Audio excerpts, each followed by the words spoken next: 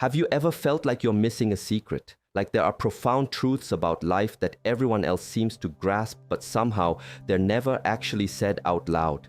What if I told you there are fundamental lessons, raw and unflinching, that could completely reshape your understanding of existence, but no one dares to articulate them? Stay with me. The final insight I'm going to share will shatter your perceptions and give you an undeniable edge in navigating this complex journey. You absolutely cannot afford to miss it. Inner stillness. We chase so much in this life, don't we? Always reaching, always striving, always believing that the next achievement, the next possession, the next external validation will finally bring us that elusive peace. But what if the greatest treasure isn't found by accumulating, but by stripping away, by letting go of the incessant need to control, to react, to judge? True power, the kind that sustains and nourishes, emerges from a profound stillness within. It's not about being passive. It's about being present, fully anchored in the moment, unswayed by the winds of external circumstance.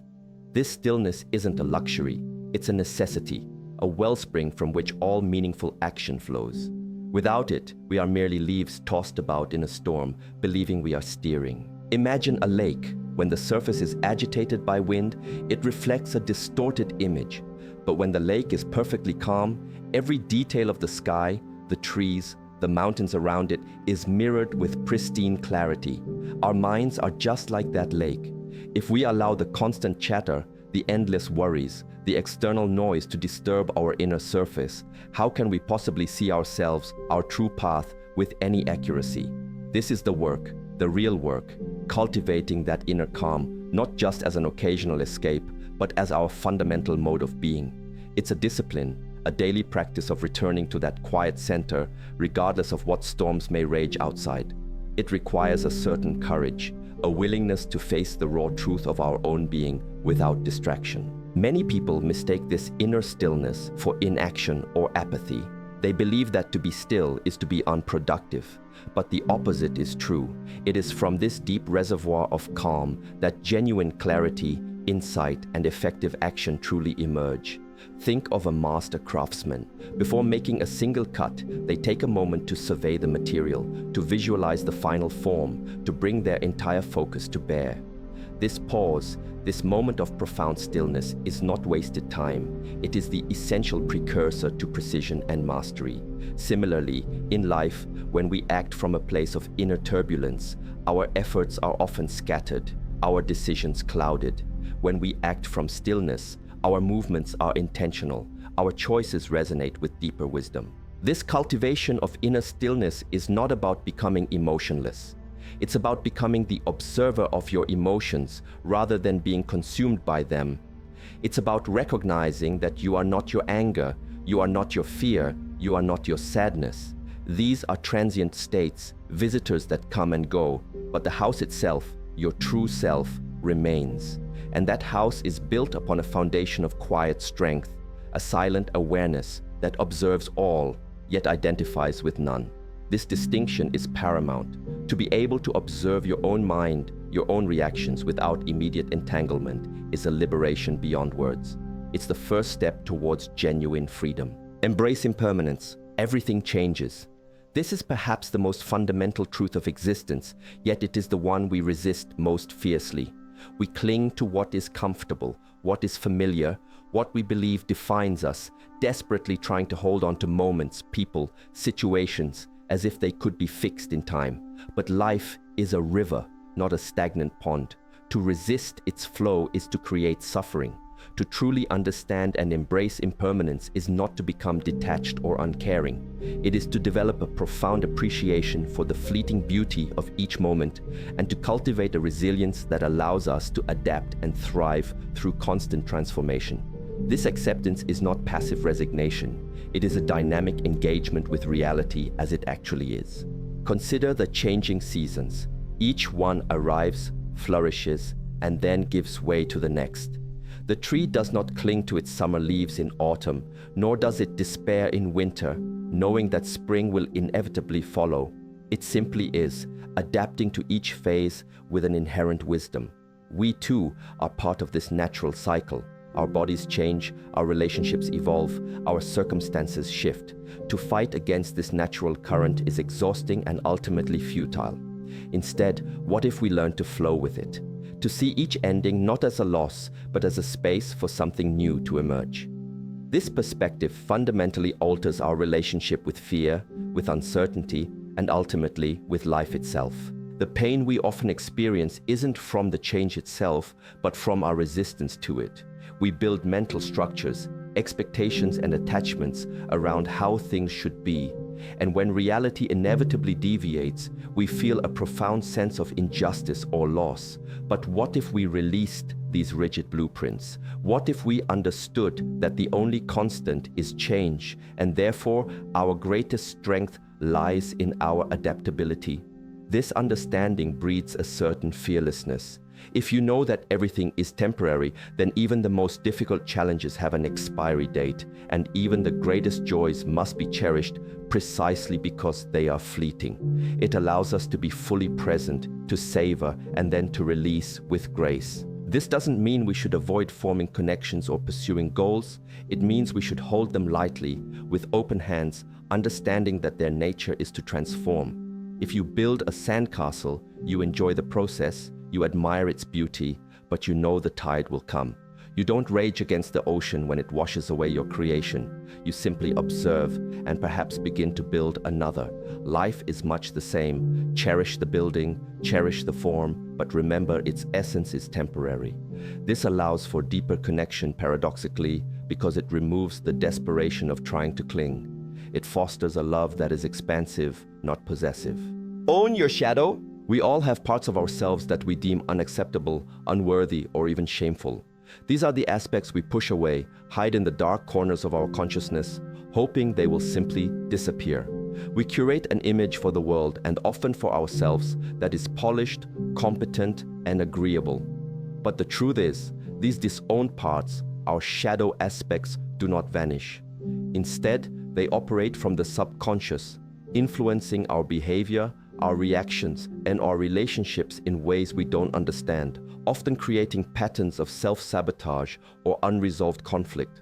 The most profound healing and growth come not from denying our shadow, but from turning towards it with courage and curiosity. Imagine walking through a forest. If you only look at the sunlit path, you miss the rich tapestry of life thriving in the shade, the moss-covered rocks, the hidden streams. To only acknowledge the good parts of ourselves is to deny a significant portion of our own being. And what we deny does not go away. It simply becomes more powerful in its unseen influence. It's like trying to navigate with only half a map. You'll inevitably get lost or stumble. True integration means understanding that your anger, your jealousy, your fear, your insecurities, they are all part of you. They are not monsters to be vanquished, but energies to be understood, to be integrated, to be transformed. This isn't about indulging negative impulses or using your shadow as an excuse for harmful behavior. It's about bringing awareness to these aspects. It's about asking, why do I feel this way? What is this part of me trying to communicate? Often, what we perceive as negative is simply a misguided attempt by our inner self to protect us or to get a need met. For example, anger might be a clumsy expression of a boundary that needs setting or an unmet need for respect. When we shine the light of consciousness on these areas, we disarm their unconscious power. We reclaim parts of ourselves that were exiled, making us whole, integrated, and far more powerful in our ability to choose our responses. The fear of owning our shadow is often rooted in the belief that if we acknowledge these parts, they will consume us or that others will reject us. But the opposite is true. When we bravely face these aspects within ourselves, we develop a deeper sense of self-acceptance and authenticity. This authenticity, in turn, allows for more genuine connections with others, because we are no longer expending vast amounts of energy maintaining a false facade. When you are truly comfortable with all aspects of your being, the light and the dark, you radiate a quiet confidence that is profoundly attractive and empowering. It is a path towards profound self-mastery, built on radical honesty. Silence speaks. In a world filled with constant noise, incessant chatter, and the pressure to always have an opinion, we have forgotten the profound wisdom contained within silence. We fill every void, every pause, with words, with media, with distraction, fearing the empty space. But true understanding, deep insight, and the most powerful communication often emerge not from what is said, but from what is left unsaid, from the space between the words, from the quiet observation that precedes any utterance. To truly listen, not just with your ears, but with your entire being, requires the cultivation of an inner silence, a willingness to simply be present without judgment or immediate response. Consider the power of a single, well-placed pause in a profound speech. It is in that silence that the preceding words resonate, that their meaning sinks in, that the audience truly connects. Similarly, in our interactions, if we are always ready with a retort, always formulating our next sentence, we are not truly listening to the other person. We are merely waiting for our turn to speak. But if we can cultivate an inner quiet, a space where we simply absorb, without judgment, without analysis, then we can truly hear, truly understand, and truly connect. This silence is not emptiness, it is fertile ground for genuine connection and understanding. This extends beyond interpersonal communication. It applies to our relationship with ourselves and with the world. How often do we truly sit in silence, without any external input, and simply listen to the gentle hum of existence, the rhythm of our own breath, the whispers of our intuition? We are so accustomed to external stimulation that the absence of it feels uncomfortable, almost threatening. But it is in these moments of pure, unadulterated silence that our deepest insights arise, that solutions to complex problems reveal themselves, and that we reconnect with the fundamental truth of our own being. It is a portal to deeper wisdom. Many spiritual traditions have recognized the power of silence for millennia, using meditation and periods of retreat to cultivate this inner space. It's not just about turning off the external noise. It's about learning to quiet the internal noise, the endless stream of thoughts, judgments, and worries. This practice is challenging, yes, because the mind naturally wants to be busy. But with consistent effort, we can create pockets of profound stillness within ourselves, from which clarity and purpose emerge. When silence becomes a practice, it becomes a guide, a teacher, revealing truths that words could never fully encapsulate. It makes the unspoken, heard, intentional action. We often speak of action, of doing, of effort, but we rarely emphasize the quality that truly distinguishes meaningful effort from mere busyness. Intention. To act without clear intention is like setting sail without a destination. You may expend a lot of energy, but you'll likely drift aimlessly, arriving nowhere in particular. True power lies not just in the act itself, but in the focused, conscious energy behind it, the clear purpose that guides every movement, every decision, every word. This isn't about striving for perfection. It's about bringing your full awareness and deliberate purpose to whatever you choose to engage with. It elevates the mundane to the sacred. Consider the difference between simply washing dishes and washing dishes with the full intention of cleansing, of order, of appreciation for the food that was shared. The act is the same, but the inner experience and the impact it has on your state of being is vastly different. One is a chore, the other can be a meditative practice. This principle applies to everything, whether it's a grand project or a simple interaction. When you infuse your actions with clear, conscious intention, you imbue them with power. Your energy becomes focused, your efforts become more effective, and you experience a deeper sense of fulfillment and presence in everything you do. Many people fall into the trap of reacting to life rather than intentionally shaping it. They allow external circumstances, the demands of others, or their own unconscious habits to dictate their actions. But to live intentionally is to reclaim your agency, to become the sculptor of your own reality. It means taking a moment before responding, before beginning a task, before committing to anything, and asking yourself, what is my true intention here? What outcome am I aiming for? What energy do I want to bring to this? This pause, however brief, transforms a reactive existence into a proactive, purpose-driven one. It's the difference between being carried by the current and consciously steering your boat. This commitment to intentional action fosters a profound sense of responsibility and ownership over your life. You cease to be a victim of circumstance and become a conscious participant in your own unfolding. It's not about being rigid or inflexible. It's about having a clear internal compass that guides your choices, even as you navigate unforeseen challenges. When your intentions are clear, your path becomes clearer, and even when obstacles arise, you have a solid foundation from which to adapt and pivot. This clarity of purpose, this deliberate engagement with every moment, is the hallmark of a life lived with profound meaning and authenticity.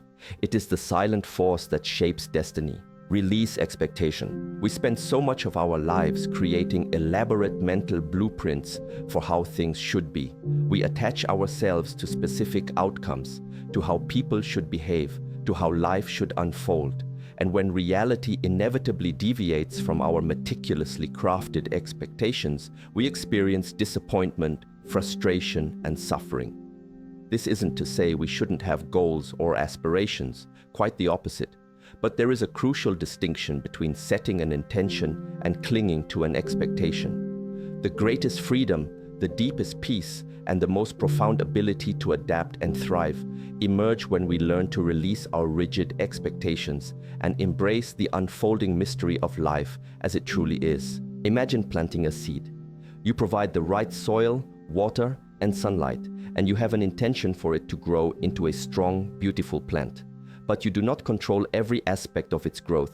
You cannot demand it grows at a specific rate or in a specific direction. You nurture it, you observe it, and you trust in its inherent nature. Life is much the same. We can set our intentions, put in the effort, and align ourselves with what we desire, but then we must release the need to control the how and the when. When we cling to expectations, we blind ourselves to the unexpected gifts, the alternative paths, and the even greater possibilities that life might present. The suffering caused by expectation is often self-imposed. It arises from the gap between our mental projection and actual reality. When we release the need for things to be a certain way, we open ourselves up to a vast ocean of possibilities. We become more adaptable, more resilient, more creative in our problem solving, because we are not confined by a narrow definition of success or happiness. This doesn't mean lowering your standards or becoming passive. It means shifting your focus from controlling the outcome to mastering the process, to being fully present in your efforts, and to trusting that life will bring what is needed, even if it looks different from what you envisioned. This practice of releasing expectation is an act of profound trust.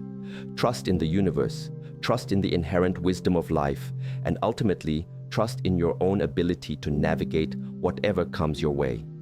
It allows you to engage with life with a sense of wonder and curiosity rather than anxiety and demand.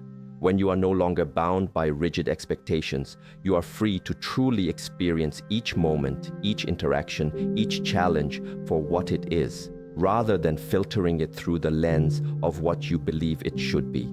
This is where true freedom from suffering resides, in the graceful dance between intention and surrender, between effort and allowing. It is the ultimate lesson in mindful living. This journey is not about finding quick fixes or easy answers. It is about an ongoing dedication to self-observation, to conscious living, to an unwavering commitment to understanding the subtle yet profound mechanisms that govern our inner and outer worlds. These aren't just ideas, they are invitations to a deeper way of being. And when you commit to them, not as tasks, but as a way of life, you will unlock a profound peace, clarity, and power that has been waiting within you all along. This felt like a conversation with my own intuition. The release expectation chapter hit me hard.